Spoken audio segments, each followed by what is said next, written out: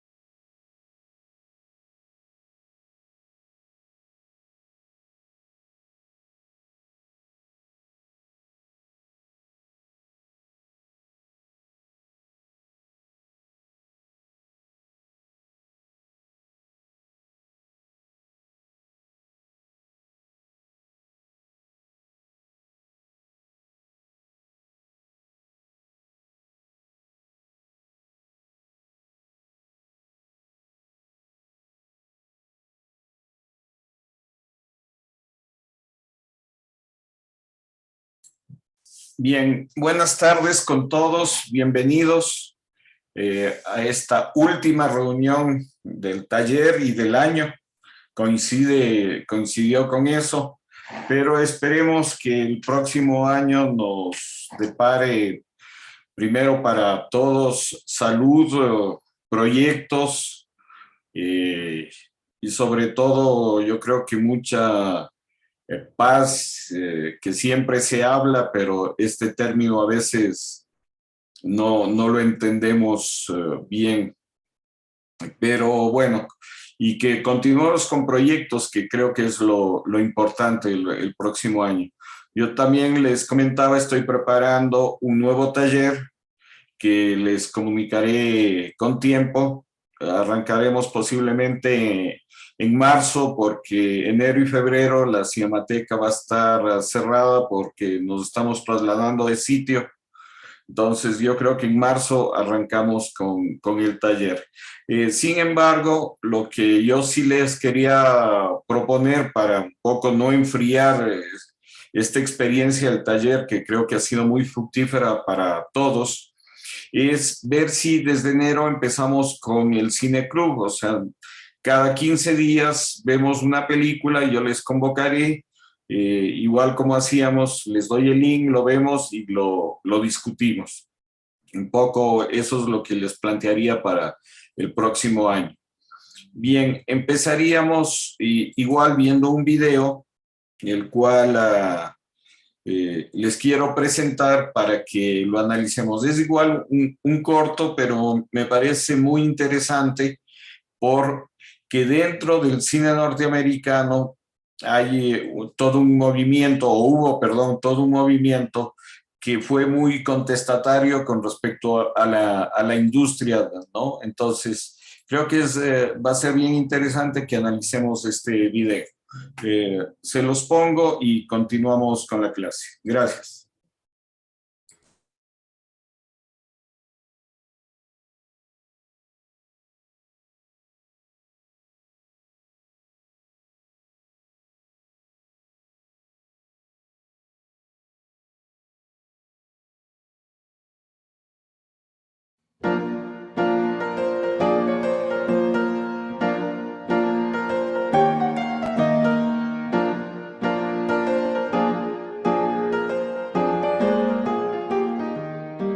Paper Moon nació en 1973 de la mano de Peter Bogdanovich, quien adaptó el guión de Alvin Sargent basado en la novela de Joe Davy Brown, Addie Prey, publicada 2 años antes. El cambio de título se debe a que el director no consideraba que el nombre del libro representase la película. Entonces, buscando la banda sonora, se encontró con It's Only a Paper Moon. Cuando se lo comunicó a su admirado amigo Orson Welles, este le dijo que el título era tan bueno que no era necesario hacer la película. Para hablar de Paper Moon es preciso situarnos en el contexto histórico en el que fue gestada. A fines de los años 50, el cine tradicional de Hollywood comenzaba a declinar. La fórmula del éxito, basada en un riguroso sistema de producción, en una gran industria, con sus actores y actrices estrella, empezaba a reducir su audiencia a causa de un cambio de paradigma en el mundo. Con una juventud irreverente y cuestionadora, cada vez más formada políticamente y capacitada a nivel universitario, las pomposas producciones con finales siempre felices y gloriosos que realzaban el patriotismo y la unidad nacional iban perdiendo su alcance. En respuesta a una emergente demanda de contenidos, más conectados con la realidad social del momento y con una mirada crítica, apareció una nueva ola de realizadores cuya fuente de inspiración se centró fundamentalmente en el cine europeo de posguerra, la Nouvelle Vague y el neorrealismo italiano. Siguiendo esta línea, se empezó a dejar de lado el plató, los grandes estudios que recreaban barrios y todo tipo de lugares. Se abandonó definitivamente la famosa fábrica de sueños para salir a las calles a reflejar la vida real. Comenzaron a utilizarse cámaras más livianas para ser transportadas y darle mayor movilidad y fluidez a los planos. La libertad creativa crecía al mismo tiempo que el código Hays, que censuraba el abordaje de cierta temática, perdía vigencia. Justo en 1967, año en que se reemplazó por el sistema de clasificación por edades, aparece la transgresora película de Arthur Penn, Bonnie and Clyde, basada en la historia real de estos atípicos delincuentes que discurrieron por el territorio estadounidense durante los primeros años de la década del 30. En este film se trata la violencia de una manera completamente inédita hasta entonces en las grandes salas. Una característica que marcó el nuevo cine de Hollywood fue su atrevimiento para exhibir directamente algunos aspectos de la sociedad que habían permanecido ocultos. El destape permitió obras de una profunda crítica social con finales amargos y pesimistas. Tal es el caso del trágico desenlace de Easy Rider, en donde la libertad no es tolerada por un sector de la sociedad, o del Graduado de 1967, dirigida por Mike Nichols, en donde el personaje de Dustin Hoffman irrumpe desaforadamente en la boda de su amada para llevársela consigo, y cuando están escapando juntos, la euforia y la felicidad se van apagando hasta hundirse en la perspectiva de un futuro incierto. Todo el cine estadounidense de aquellos años sufrió una profunda transformación. En terror, La noche de los muertos vivos, de George Romero, y El bebé de Rosemary, de Polanski, ambas de 1968, abrieron las puertas a una renovada manera de encarar el género. Los westerns de Peckinpah mostraron su empatía por los más débiles, y las comedias de Woody Allen arrasaron con todos los temas considerados tabú. Dentro de esta oleada que rompió con el viejo paradigma de Hollywood, surgieron directores como Martin Scorsese, Stanley Kubrick, Steven Spielberg, George Lucas, entre tantos otros. A su vez, Francis Ford Coppola, William Friedkin y Peter Bogdanovich crearon The Directors Company, que produjo películas de bajo presupuesto junto con Paramount Pictures. Paper Moon fue la primera, luego le siguió La conversación de Coppola y Daisy Miller, ambas del 74. Paper Moon está protagonizada por una pareja entrañable, Ryan y Tatum O'Neal, padre e hija, a cuya niña de 9 años le dieron el premio Oscar como mejor actriz de reparto, convirtiéndose en la más joven de la historia en recibir dicha estatuilla.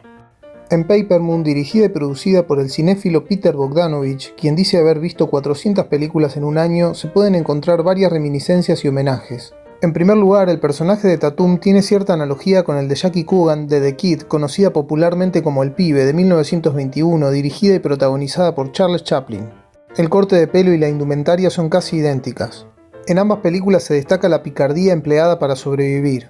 Y en el momento en el que Mouse tiene que luchar, engaña a su contrincante para golpearlo despistado, algo típico de Chaplin. Paper Moon también nos trae un aire parecido al de Bonnie and Clyde. Ambas son road movies, comparten paisajes similares y están ambientadas en la misma época, los primeros años de la década del 30, la Gran Depresión y la Ley Seca. Una escena de Paper Moon es un abierto homenaje a una de las secuencias más memorables de Ciudadano Kane. Cuando Mouse compra un billete de tren para sacarse de encima a Addie, ella se ve detrás, en segundo plano, parada en medio de las vías, con sus pocas pertenencias, dando una sensación de desamparo y desprotección, mientras que detrás del taquillero, a través de la ventana, se puede observar el contraste de unos chicos jugando a lo lejos. En Ciudadano Kane, Orson Welles compone una secuencia impecable utilizando la profundidad de campo. Partiendo de Charles jugando en la nieve con el famoso trineo Rosebud, la cámara hace un traveling en retroceso acompañando a los adultos hasta una mesa en donde acaban dirimiendo el futuro del niño. Y si hablamos de homenajes y referencias, en Nueve Reinas, Fabián Bielinski le dedica secuencias completas a Paper Moon. Por ejemplo, cuando el personaje de Tatum redobla el precio de una de las Biblias, al igual que Juan, Gastón Pauls, que se indigna ante la supuestamente misérrima oferta del señor Vidal, objetando que su abuelo había conservado esas estampillas durante toda su vida y no las iba a malvender al primer comprador, por más europeo y millonario que sea. En el plano siguiente se nos muestra a Marcos y a Juan caminando por un pasillo del hotel, atónitos por el precio conseguido. Lo mismo muestra Paper Moon en la escena siguiente, Mouse y Addie callados en el auto, en este caso con un gesto de alegría incontenida por haber sorteado la dificultad airosamente con una ganancia duplicada. Es a partir de esta secuencia que entre ellos comienza a construirse un lazo de afecto y cariño. Otra de tantas similitudes puede encontrarse en la escena en la que Addie observa mediante planos subjetivos la casa y los objetos de lujo que tiene una señora para inflar el precio de la Biblia. Se usan los mismos planos cuando Juan utiliza el mismo método: mirar en el interior de la casa de la esposa de Sandler para sacar información e improvisar la historia en torno al rabino Meckler. También la parte en la que los policías buscan los $625 y la niña los tiene escondidos en el gorro es evocada en Nueve Reinas cuando Marcos quiere quedarse con toda la plata y llama a alguien para simular un robo. Pero Juan había sacado el cheque del maletín. En ambas escenas se juega con la sorpresa de que el dinero no está en el lugar esperado. En Addie todavía se conserva la candidez, la sensibilidad por el prójimo y la credulidad cuando cita las palabras de Roosevelt. A todo esto Mouse replica con descreimiento, criticando a la clase gobernante, marcando su diferencia y su distancia con la gente común, una característica del nuevo Hollywood en donde se rompía el respeto hacia ciertas investiduras. En la comisaría, cuando los detienen por haber vendido el whisky a las mismas personas a las que se lo habían robado, que después se muestra que el contrabandista es el hermano del policía y que todos están en connivencia, se puede ver un cuadrito de Roosevelt como queriendo significar que todos los valores altruistas que se profesan desde el poder son solo una apariencia. Pero tratando de encontrar el nudo de la cuestión, ¿qué tiene Paper Moon que brilla tanto? Pueden ser los aciertos de Polly Platt, quien eligió la historia de Joe Davy Brown para filmarla y además seleccionó a los protagonistas. Puede ser la hermosa química lúdica que generan estos personajes principales. Puede ser la fotografía de Laszlo Kovacs, el que imprimió su sello a muchas de las películas de la nueva ola. O puede ser la maestría narrativa de Peter Bogdanovich.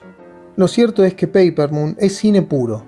Más tarde, con la finalización de la guerra de Vietnam, el público masivo estadounidense ya no iba a demandar tanto películas con trasfondo social. Las megaproducciones, llenas de efectos especiales y artificialidad, renacieron para tapar el cine de autor. Esta nueva etapa lanzó al estrellato a directores como Spielberg y George Lucas, con historias y contenidos mucho más lavados y digeribles. El cine del espectáculo se iba a apoderar de los 80 y los 90.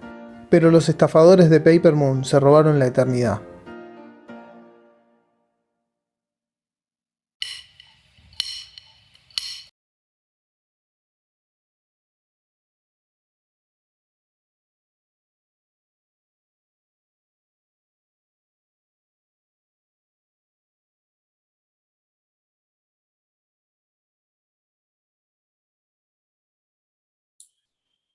Bien, la pregunta del millón. ¿Alguien ha visto esta película?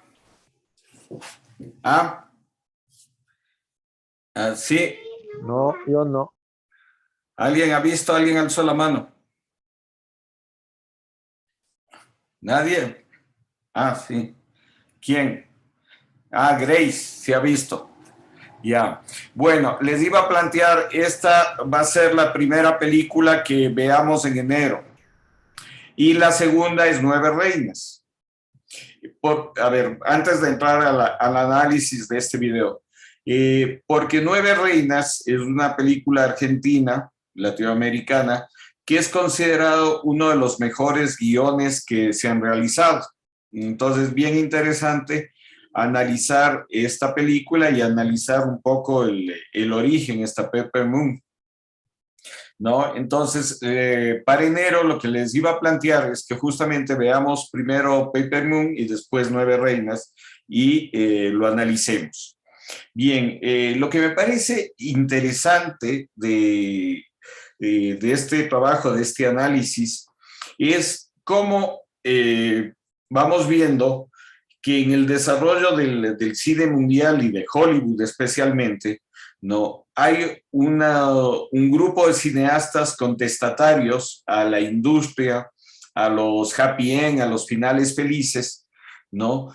Y que después la industria contraataca.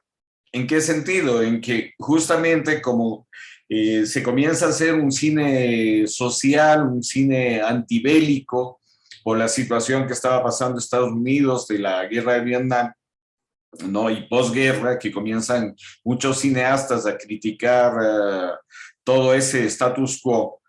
Vemos cómo la industria reacciona, y la industria reacciona con más espectáculo, con más contenido digamos, que no tiene mucho que ver con la cuestión social, ¿no? Y un poco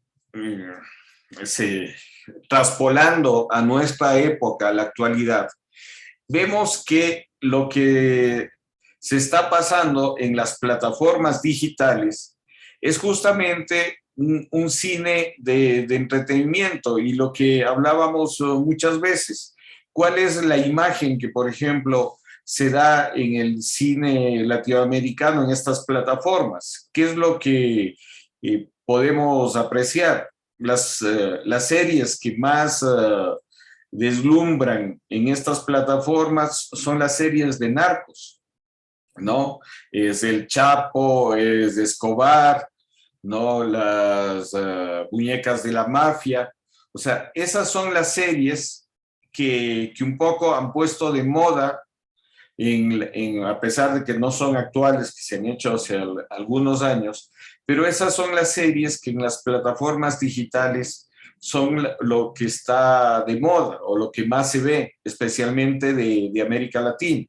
A pesar de que si uno comienza a escarbar dentro de Netflix o de las otras plataformas, hay también toda una serie de películas interesantes, pero que no salen a la luz o que no son muchas veces tan vistas por el público. ¿A qué responde todo esto? Responde justamente a intereses de la industria, a intereses del mundo del espectáculo, que les interesa un tipo de cine o un tipo de series que justamente a la gente le tengan solo entretenida y no le hagan pensar, ¿no? Como un poco ocurrió con estas películas de los años 60, 70, que fueron películas muy críticas, ¿no? Yo recuerdo El Graduado, que es una película muy realista de lo que pasaba en la sociedad norteamericana de esa época, ¿no? Con Dustin Hoffman.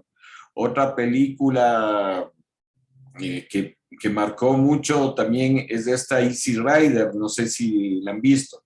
Entonces, me parece interesante que podamos conversar justamente de eso. Y algo interesante de este trabajo que me gustó, de esta crítica, es que toma en cuenta el cine latinoamericano, ¿no? Muchas veces los análisis que se hacen del cine mundial solo toman las referencias de cine europeo, cine norteamericano, pero muy poco el cine latinoamericano. Entonces, me parece interesante que esta crítica haya tomado en cuenta eso, una película latinoamericana, si bien es muy buena, pero que tiene que ver con nuestra realidad, Nueve Reinas. Y otra cosa que me hace a la reflexión este trabajo es que muchas veces la culpa de que no se vean o que no seamos críticos o no haya mucha criticidad con respecto a las cosas que se hacen, por ejemplo, el cine ecuatoriano, es que justamente no lo vemos, o sea, nosotros mismos marcamos una barrera, un prejuicio con respecto a eso. No estoy hablando de aquí los compañeros del taller, sino hablo del público en general, ¿no? Que justamente es eso, o sea, muchas veces dicen cine ecuatoriano, no, ha de ser malo, ha de ser así. Entonces, hay mucho prejuicio con respecto a eso y creo que se debería trabajar esos temas, ¿no? No solo como creadores, como realizadores, sino también como críticos de cine, ¿no? Y en este caso como un movimiento de cineclub que queremos hacer, que es importante que sí se vean las cosas, las películas de una manera crítica, ¿no? Creo que eso es lo más importante. Bien, hasta aquí lo que les quería comentar, ¿no? No sé si tienen alguna pregunta, algún comentario que ustedes quieran realizar con respecto ya sea a este trabajo que acabamos de ver.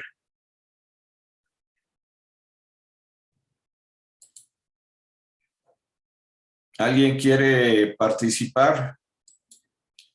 Vamos con Francisco, por favor. Le escuchamos. Bueno, buenas tardes, Carlos, compañeros. Vamos a empezar esta emotiva reunión. Yo creo que realmente ha sido una etapa muy valiosa, pero estamos en otro momentito. Ya vamos a hablar, a dejar que se suelten esos sentimientos que se han generado en este periodo. En realidad quería expresar lo siguiente con respecto a lo que hemos visto. Yo creo que en muchas épocas, realmente si nos ponemos a revisar, hay distintos grupos que hacen cine, pero que no están alineados exactamente con lo mismo. Me refiero con el mismo propósito, ¿no? Hay épocas en las que, como usted dice, debido a que se producen cambios en la sociedad, hablando de la década de los 60, por ejemplo, el pacifismo, la idea de que debemos ser menos materialistas, la aparición del movimiento hippie. Digamos que yo, por mi edad, lo conozco bastante de cerca, ¿no? Ustedes lo han leído, yo creo que fue una época muy linda. Usted también es más joven que yo, Carlos, así que seguramente parte la oyó nomás.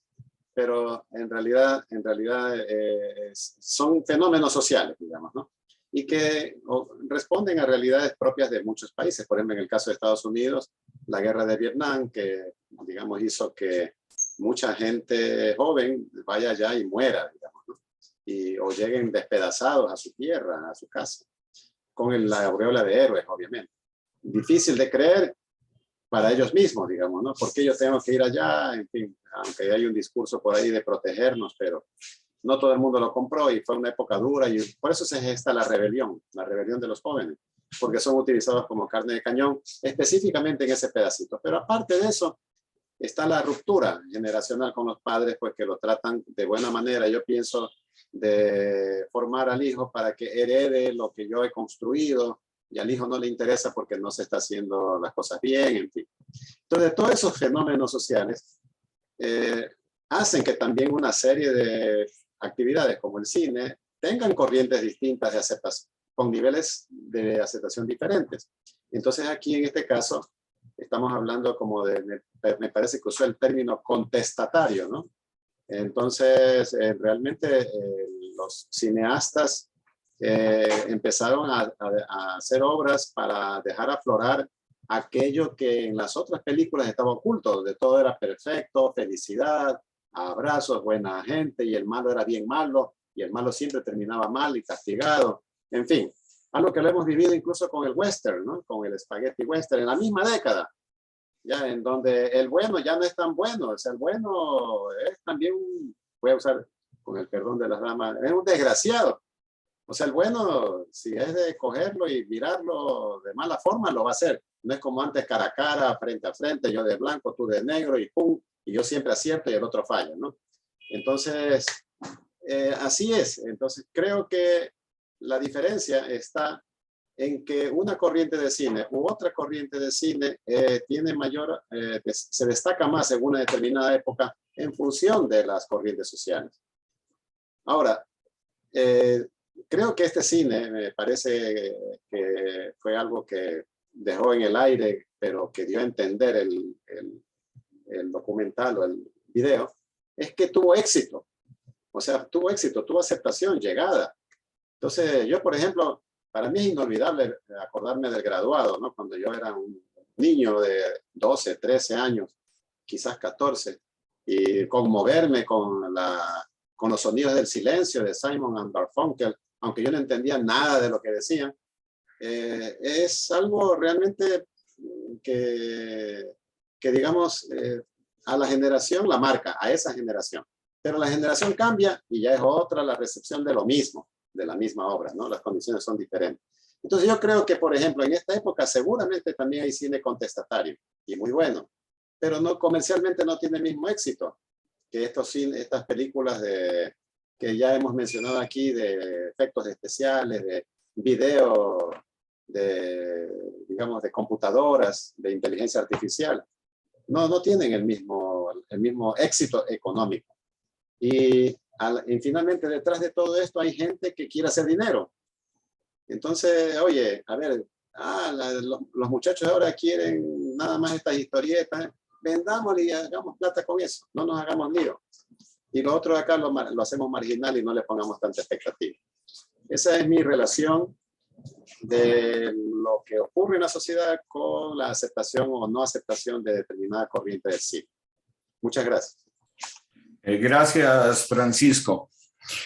Sí, o sea, si nos podemos analizar los movimientos que han surgido, es justamente por determinadas circunstancias, ¿no? Veíamos el neorrealismo italiano, la gente que trabajaba en las producciones de estas producciones, llamémosles medias light, con final feliz en Italia también, ¿no? Que Mussolini comenzó a producir mucho cine, haciendo entender de que Italia estaba muy bien, de que todo era felicidad. Pero justamente después de la posguerra, esta gente que trabajó dentro de ese cine fueron los que crearon justamente el neorrealismo. O sea, por eso yo hablo de que estas corrientes sí son un poco contestatarias a todo lo que estaban viviendo y a esa realidad. Y son, claro está, fruto también de esa realidad. Yo les había mandado el artículo de este director italiano, que no sé si lo alcanzaron todos a leer, que decía hay que oponerse a la tiranía de Netflix, ¿no? Me pareció interesante, ¿no? Que decía no hacer películas para estas cadenas, ¿no? Entonces, que son posiciones a veces extremistas, ¿no? Y que creo que hay que, sí, mi particular punto de vista es que si uno puede llegar a estas cadenas, hay que llegar. Si uno puede llegar a estas plataformas, hay que llegar. ¿Qué es lo importante? Que uno haga los contenidos que quiere hacer, que no se deje imponer otro tipo de contenidos. Vamos con Juan también, por favor, que había pedido la palabra. Le escuchamos, Juan. Buenas noches con todos y todas. Bueno, no he visto, no he tenido hasta ahora la suerte de ver Paper Moon. Va a ser vacancísimo ahora verla para el cineclub que vamos a iniciar en enero. La verdad, estoy emocionado por eso. Pero bueno, este pequeño video me hizo acuerdo en sí un poco más al cine de John Cassavetes, ¿ya? Y lo que fue el underground que salió de Nueva York a casi el inicio del 60. Y es interesante porque los 60 fue una época dorada. Tal vez no me gusta usar la palabra dorada porque incluía muchas otras cosas, pero fue una época excepcional para el cine en todo el mundo. O sea, estamos hablando que en Francia dio el origen a la nueva ola. Todo lo que vendría a ser también en Italia salieron personas como Pasolini o Antonioni en esta década. O sea, y todo eso fue contagiado en todas partes, inclusive en Estados Unidos con ese cine distinto, el de, como digo, he mencionado, el de John Cassavetes, el de Jonas Mekas, ¿no? Y bueno, todos estos que también que mencionaron en el video. ¿Ya? Y al fin de cuentas, tal vez haciendo un análisis un poco tal vez más profundo al respecto, nos vamos a dar cuenta que de todas formas el contenido, aquí lo que sobresale más que nada es el contenido frente al espectáculo, ¿no? Y es este contenido lo que ha hecho que esas películas hayan trascendido mucho en el tiempo y que hayan sido incluso algunas, ahí podría estar equivocándome con alguna que otra, pero algunas exitosas dentro de la época en que salieron, ¿no? Que han de haber tenido tal vez un reconocimiento años posteriores, como se ocurrieron con otras. Y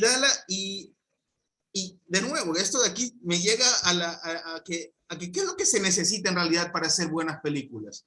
Y lo acaba de decir, lo acaban de mencionar sobre Peter Bogdanovich, 400 películas en un año.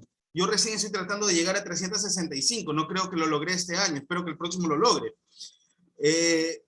Pero es eso, es la cinefilia. Y la cinefilia no es solo ver películas, es comentar de cine, es hablar de cine, es escribir sobre cine, es vivir de verdad el cine. Y yo no sé si es que aquí en Latinoamérica tantas personas o tantos realizadores lo hagan. Me atrevería a decir que en Ecuador pocos. Pero eso es lo que en realidad se tiene que llegar a hacer. Conocerlo, vivirlo, el cine. Y eso, ese es mi pequeño aporte por el momento. Gracias.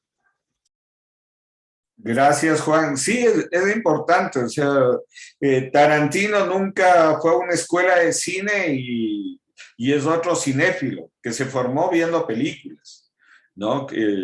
Viendo, escribiendo y después ya entró a la industria, ¿no? Y es bien interesante porque yo veo, he dado clases en algunas universidades, en algunos institutos, y hay muchos jóvenes que quieren hacer cine y no ven cine, no tienen referentes.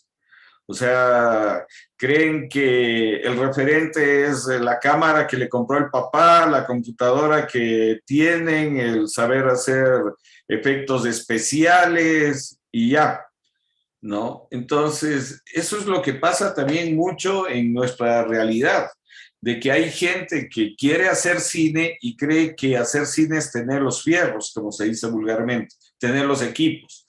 Y no es solo eso, es justamente estudiar, es justamente ver cine.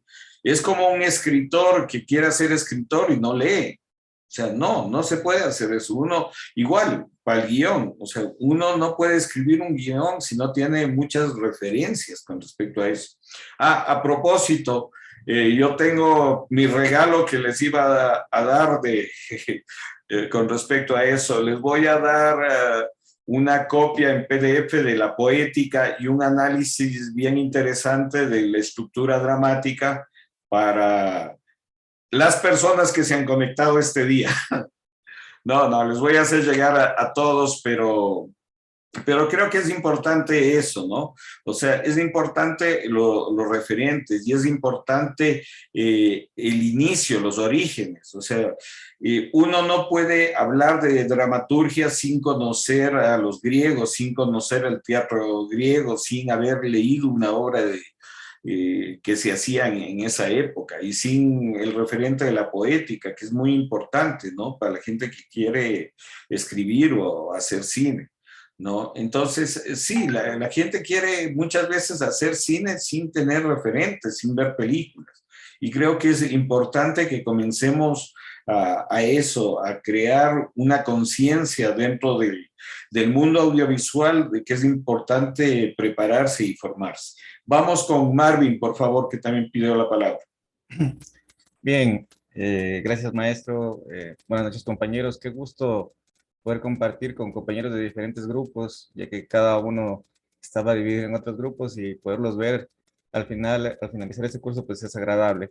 Sí, justo a eso me quería ir, al tema de la importancia que tiene ese tipo de talleres que los impulsan organismos y que muy pocos organismos se toman el tiempo en hacer este tipo de talleres para tratar de alfabetizarnos en primer lugar o compartir criterios, porque a veces uno no ve una película, no conoce de tal obra, pero el hecho de escucharlo al maestro, a los compañeros, uno se va llenando de ese conocimiento.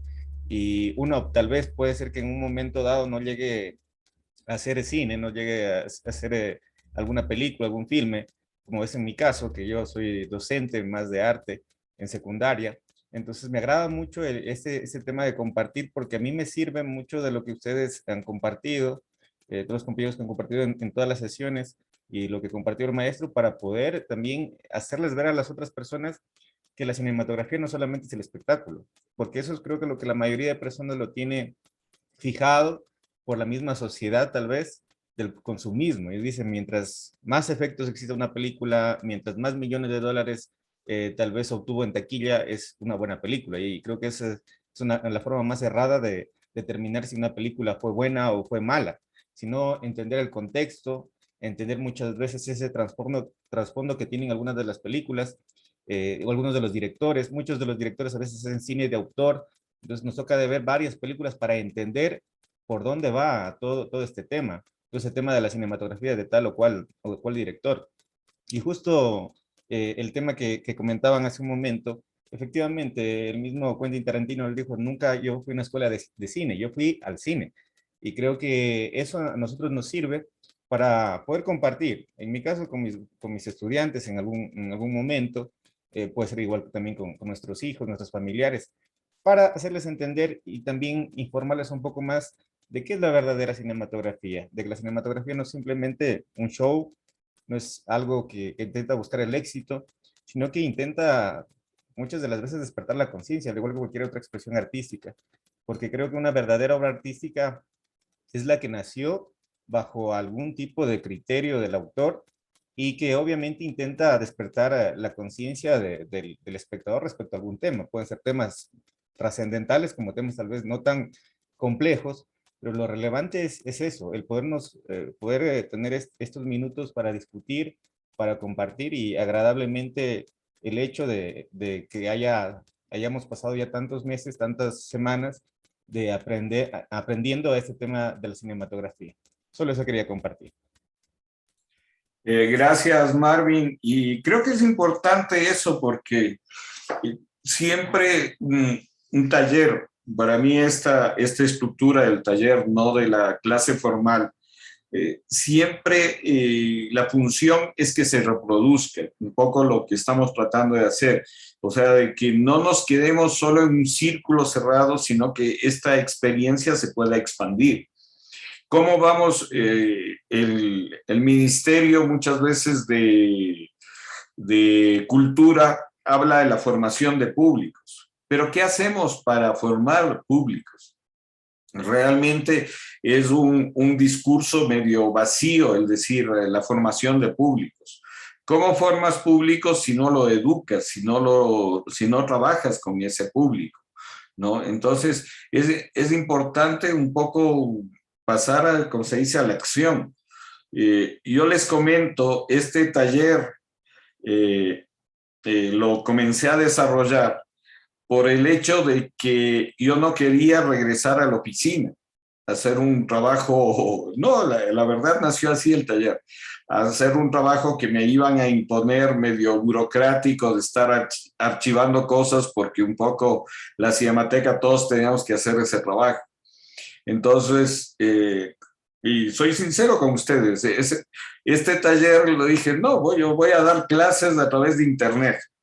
Y comencé a investigar un poco, para mí también era nuevo todo esto del internet, ¿no? Y en un par de meses me preparé y lancé el taller, ¿no? Y creo que, bueno, ustedes son testigos de los resultados, pero tampoco quiero decirles con esto que soy un improvisado, como les había comentado, yo sí he dado clases de cine, me formé también en la Escuela de Cine en Cuba, pero digo, este nuevo sistema de hacerlo por Zoom, esto de ver películas, que decía, no, pues, pero ¿cómo vamos a ver películas? Entonces, tener los links en donde ustedes puedan ver y después discutirlo, también las tareas, entonces no fue tampoco tan improvisado este taller, sino que sí requirió su preparación.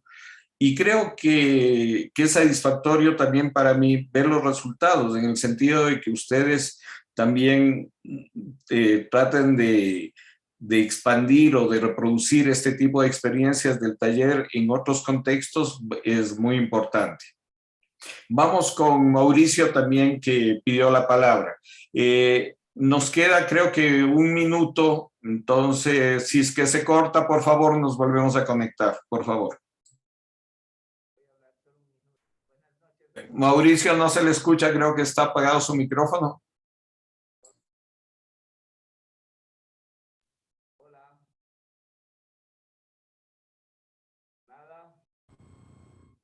Hola. Ahí sí se le escucha. I am not smart. You are not beautiful.